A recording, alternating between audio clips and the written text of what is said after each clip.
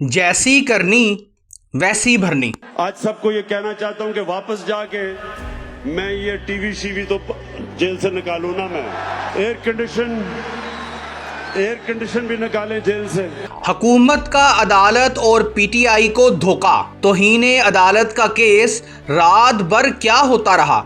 Deal कहने वालों को शर्म आनी चाहिए। बैरिस्टर गौहर का अब तक का सबसे बड़ा इंकशाफ। नाजरीन, रात के 12 बज रहे हैं। मीडिया की गाड़ियां लग चुकी हैं। सिक्योरिटी के इस कदर सख्त इंतजामात हैं कि कोई परिंदा भी पर नहीं मार सकता। आईजी, डीआईजी, एसएसपी, एसपी जाए वकुआ का बारी बारी विजिट कर रहे हैं। ये एक अस्पताल का मंजर है। लाइट्स मुकम्मल तौर पर बंद हैं जो रात की तारीकी को मजीद डरावना बना रहे हैं। फिर एकदम से सिक्योरिटी एहलकारों की बड़ी तादाद अस्पताल के बाहर आती है। गाड़ियों के काफिले गुजर रहे हैं। सबको लगा बानी पीटीआई इमरान खान आ गए हैं। कारकुरान वहां पहुंच गए और सड़कों पर फूल बरसाए गए क्योंकि कप्तान की आमद है। मगर नाजरीन, ऐसा कुछ नहीं हुआ जो आवाम को बताया जा रहा था। हुकूमत ने ऐसा धोखा दिया कि सब के सब हैरान रह गए।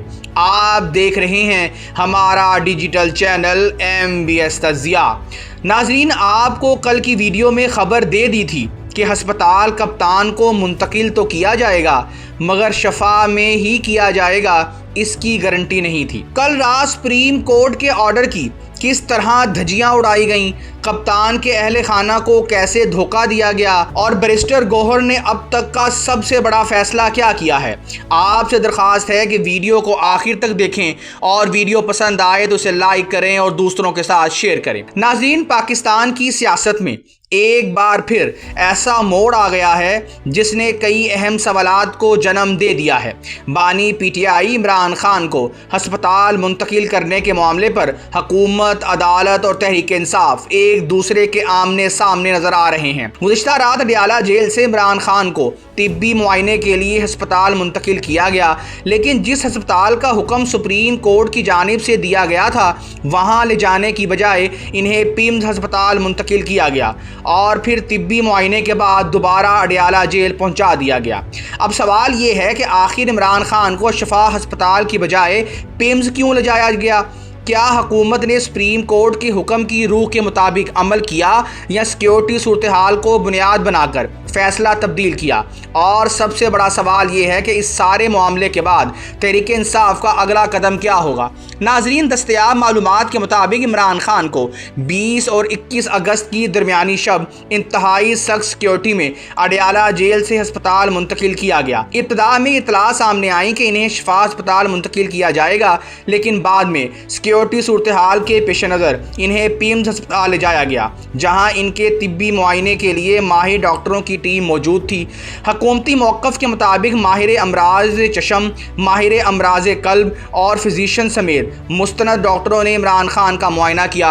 हुकूमत की जानिब से ये भी कहा गया कि इमरान खान को तिब्बी तौर पर सेहतमंद करार दिया गया और मुआयने के बाद सुबह तकरीबन 5 बजे दोबारा अडयाला जेल मुंतकिल कर दिया गया। लेकिन नाजरीन, यहाँ कहानी ख़त्म नहीं होती बल्कि असल सियासी सवालात यहाँ से शुरू होते हैं, क्योंकि सुप्रीम कोर्ट ने बुध के रोज़ इमरान खान को शफा अस्पताल मुंतकिल करने का हुक्म दिया था। इस हुक्म के बाद हुकूमत की जानिब से नजर सानी दरख्वास्त दायर की गई जिसे रजिस्ट्रार ऑफिस ने एतराज़ात लगाकर वापस कर दिया। फिर हुकूमत ने एतराज़ात दूर करके दोबारा नजर सानी दरख्वास्त दायर कर दी। यानी एक तरफ अदालत का हुक्म मौजूद है, दूसरी तरफ हुकूमत इस फैसले पर नजर सानी चाहती है और इसी दौरान इमरान खान को एक मुख्तलिफ अस्पताल मुंतकिल करके वापस जेल भेज दिया गया। यही वो सूरत हाल है जिसने तहरीक इंसाफ के अंदर भी शदीद रद्द-ए-अमल पैदा किया है। इमरान खान की बहन डॉक्टर उज़मा ने प्रेस कॉन्फ्रेंस करते हुए बताया कि हुकूमत ने हमें बेवकूफ़ बनाया, मुझे अडयाला जेल के बाहर बुलाया, फिर चलाकी से रात के अंधेरे में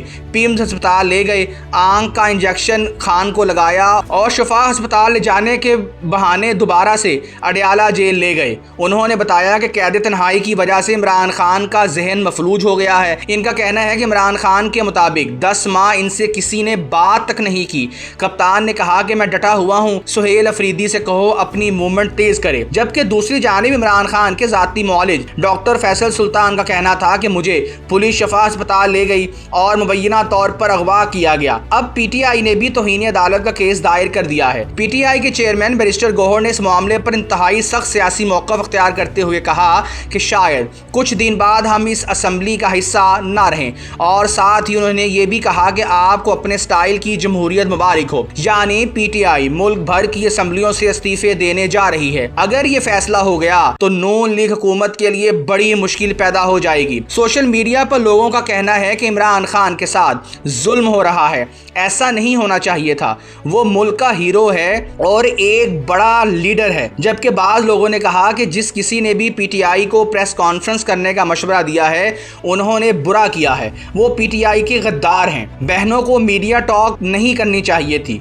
उन्होंने अपना केस सुप्रीम कोर्ट में मुश्किल बना लिया है। बाज़ सोशल मीडिया सार्फिन ने कहा कि जैसी करनी वैसी भरनी। इमरान खान को याद होना चाहिए कि वो भी जब इख्तदार में थे तो नवाज शरीफ को ललकार कर कहा करते थे कि मैं वापस आकर जेल से तुम्हारा एसी भी छीन लूंगा। अब उनको अपना वक्त कैसे भूल गया। नाजरीन, अब हुकूमत के पास ये बताने के लिए अदालत को है कि पीटीआई ने सिक्योरिटी की परवाह नहीं की, अदालत के अहकामात की धज्जियां उड़ाई। चूंकि सिक्योरिटी थ्रेड्स हैं इसलिए इमरान खान को पूरे महीने के लिए अस्पताल रखना मुमकिन नहीं है। नून लीग को डर है कि अगर कप्तान को शफा अस्पताल रखा गया तो जो मुलाकातों का एक लामुतनाही सिलसिला शुरू होगा वो मौजूदा हुकूमत के बस की बात भी नहीं और उनके लिए खतरे की घंटी भी साबित होगा। अब नाजरीन, केस अदालत तक फिर जा पहुंचा है और हम आपको बताते आए हैं कि केस पेचीदा होगा और हो भी रहा है। क्या तहरीक इंसाफ वाकई पार्लियामेंट से अलहदगी, असम्बलियों से इस्तीफों जैसे किसी ऑप्शन पर गौर कर रही है? ये वो सवाल है जिस पर आने वाले दिनों में पाकिस्तानी सियासत की सिमत का इन्हिसार हो सकता है, क्योंकि अगर तहरीक इंसाफ पार्लिमानी सियासत से मुतल्लिक कोई बड़ा फैसला करती है तो इसके असरात सिर्फ कौमी असम्बली तक महदूद नहीं रहेंगे बल्कि पूरे सियासी निज़ाम पर इसके असरात मुरतब हो सकते हैं। नाज़रीन, अब तहरीक इंसाफ के लिए मामला सिर्फ तिब्बी मुआयने तक महदूद नहीं रहा। पार्टी ये सवाल उठा रही है कि अगर सुप्रीम कोर्ट ने मखसूस अस्पताल मुंतकिल करने का हुक्म दिया था तो फिर इन्हें दूसरे अस्पताल क्यों ले जाया गया? क्या सिक्योरिटी का मामला वाकई इतना संगीन था कि अदालती हुक्म के तहत तयशुदा अस्पताल तब्दील करना पड़ा? और अगर ऐसा था तो क्या इस फैसले के बारे में अदालत को फौरी तौर पर आगाह किया गया?